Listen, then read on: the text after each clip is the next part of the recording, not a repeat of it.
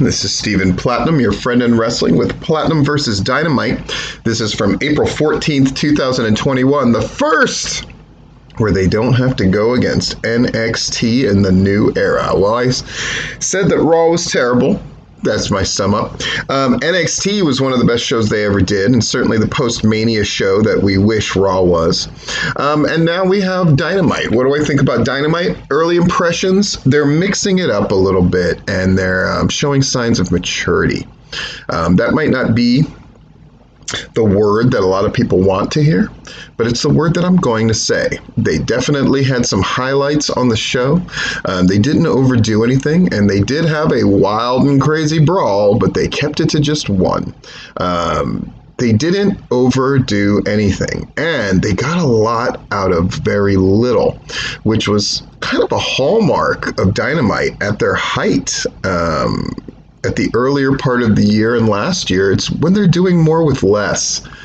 That they tend to the show just tends to flow better, and they tend to get rewarded as far as women watching the show, as far as higher numbers.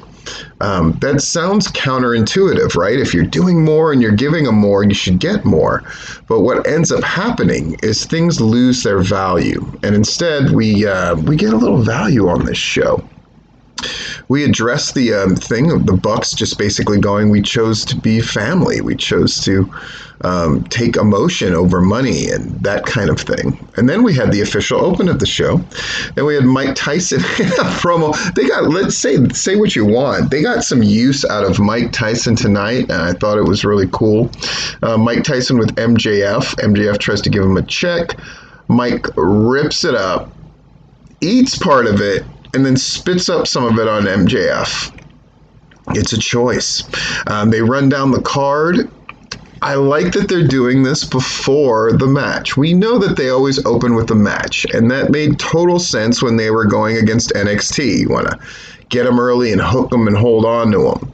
But now they can take their time just a little bit and let people know what's coming up on the show, and that if you want to see Tyson, we're going to have more Tyson. I think it's smart, and they run down the card. A couple of highlights. We're looking forward to seeing Jade Cargill do her thing in the match against Red Velvet. We're looking for the premiere of Anthony Agogo. We got Chris Jericho in a match. And we got Statlander returning. So if you can knock them for anything, it's that they're having a lot of what feels like first-timey kind of matches. But that's really picking some nits. Let's jump into it. Rey Fenix and Pac against the Young Bucks for the tag titles. What you would expect, a really good match. In fact, I gotta say, the Young Bucks put out much more in this match than they have in most matches as of late. They really were putting out, giving a full effort here. It was really great to see.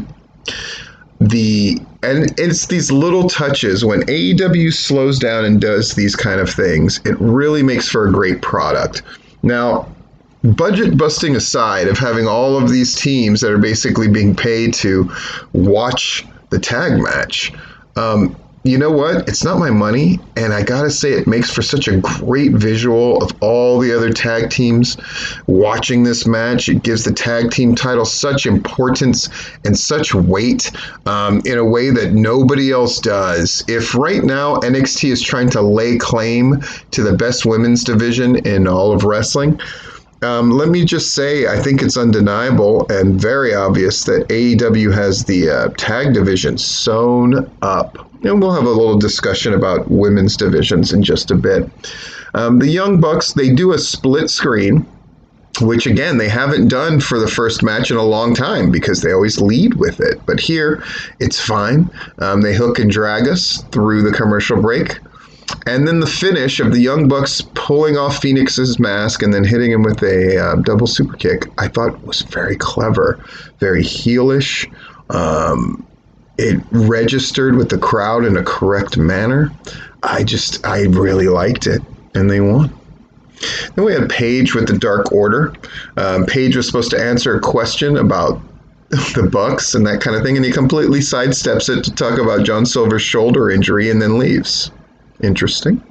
Go to a commercial and we come back. In Inner Circles, they're talking to Tyson. Jericho saying how he Part of making amends for their evil ways was to resolve things with Tyson, and that's why Tyson's here. Setting up a little intrigue. What's Tyson gonna do? Match number 2, Red Velvet versus Jade Cargill. Obviously the biggest surprise of the show. How good this match was. It's the best Red Velvet has looked. There was only one move that looked even slightly wonky. The rest of it was just solid as hell. And her coming out on fire, attacking Jade right away, I thought was a really good look. Everything Jade Cargill did was methodical and well executed, and it was wonderful. They go through the commercial break, and they come back, and Jade eventually hits Jaded and wins. Really good outing for Jade Cargill. Red Velvet really doesn't lose much in defeat here. Anthony Agogo against Cole Carter. It's what it should be. Anthony Agogo kind of muscling him around, showing that he can work. What do I always say about new wrestlers, especially first-time ones that we're seeing? Get your gimmick over, which we've got, and show that you can work. And I think he did both successfully. Ends it with a punch to the gut, which I thought was kind of a cool way to end it. Though they have to clean it up. How does the referee determine that punch to the gut? Unless the guy's unconscious, why that punch to the gut and not a million other strikes to the stomach that we see to end a match? But that's picking nits, but it's the kind of detail that AEW needs to pick up on. We go to commercial and we come back. Miro cuts a promo. Basically, I can't find Kip, but all these other champions, they need to pull a Kip and they need to disappear because I'm coming for them. Good. Easy peasy lemon squeezy. Match number 4, Dax Harwood with Cash. You're allowed one person in your corner, not the whole Pinnacle and not the whole Inner Circle. We've got Chris Jericho with Sammy, and Jericho is a babyface. It makes sense, right? The crowd wants to sing along with Judas, and his whole demeanor is much better as a babyface. He appears to be getting in even better shape, which is really great to see. And the match is a good, solid Jericho kind of match. And Dax Harwood is obviously no stranger to working a good match. They go through the commercial, and when they come back, eventually it leads to a Judas effect, as you would predict. Then the Elite cut a promo. Really good stuff here. The Good Brothers not contributing, which part of what made it good, honestly. But the Bucks speaking, Omega speaking, and of course, Don Callis speaking. Commercial. We come back. We're going to have Thunder Rosa cuts promo about how she wants the title from Shida or Serena Deeb. Really good stuff. All the drama with Thunder Rosa and Ivelisse and all that stuff that's come up.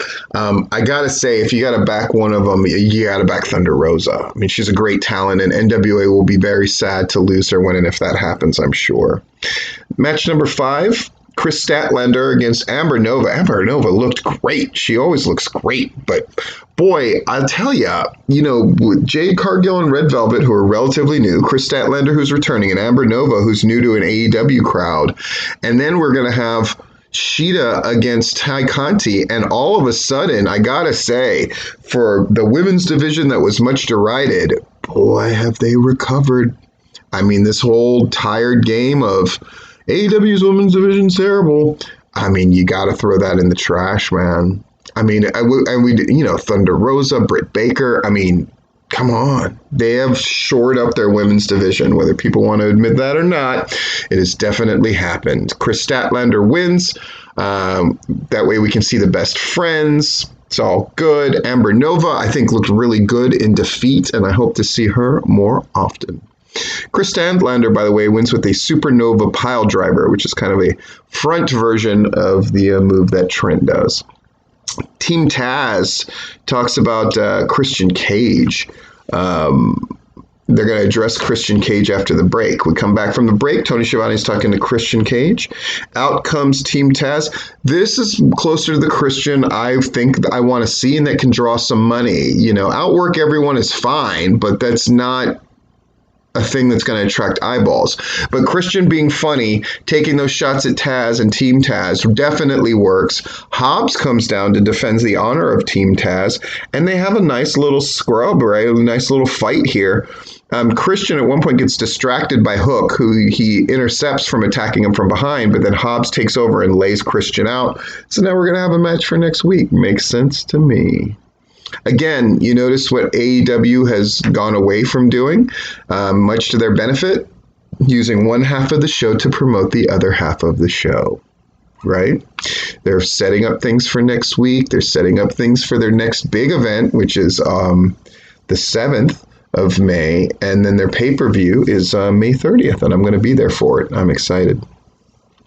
So they announced that we're going to see Hobbs and Christian, and we're going to see Hikaru Shida against Tay Conti, and a bunch of other matches. They promote all the matches for next week. We come back from break, and we got our main event of the evening, Matt Hardy against Darby Allin. It is the ridiculous cluster match, where at one point, Matt Hardy, who says he doesn't need his crew. By the way, they start off the match in a very smart fashion. Matt Hardy, very smart about these things, holding the chair, using the chair. His crew eventually attacks. The Dark Order comes out to get their thing going with Matt Hardy's crew. And Sting comes out to the excitement of everybody. They go through the commercial break, and when we come back, Sting has Private Party at his mercy. Eventually, but Ethan Page and Scorpio Sky look like they're going to do something. Lance Archer cuts them off from doing anything, then appears that he's going to go after Sting. It's just a whole bunch of stories being told, a whole bunch of feuds being interjected here. The long and short of it is Matt Hardy basically throws everything that he can at Darby Allin and just can't pin him. They've definitely set up Darby Allin as the ultimate babyface gimmick of I just will not quit. And then it ends with this very volatile thing of, Darby Allin taking Sting's bat, eventually using it to clear a table, the announcer's table, sending JR and the crew running. Then he puts Matt Hardy on that table, knocks him out with the bat, climbs up the truss. I thought he's going to go get a ladder. That's okay. No, he's going to climb that big scaffolding thing and does the coffin drop, lands it perfectly, wins the match. Holy balls. A nice show out the gate. I'll be curious to see the number that it does and to see if Darby Allin can hold them until the end of the show. Hopefully we'll get some women back watching this show. Hopefully we'll get some demographic here watching the show, and hopefully the number can get well above 700,000. I think they certainly deserve it. Again, it wasn't the biggest firework of a show, but it was a show that showed maturity and a show that showed they're in it for the long haul. And I'm all about it. And it was great to see Chris Statlander back. And Anthony Agogo looks like he's going to be a thing. And they handled the two things I was the most worried about was the Darby Allin and Matt Hardy match. And I think that's exactly the match that they needed to have. And I was worried about Jade Cargill and Red Velvet. If you had told me that they were going to wrestle a very long match, I would have went like, oh no, they're going to be exposed. Instead, they just exposed the fact that the women's division is much better now. This has been Stephen Platinum, your friend in wrestling.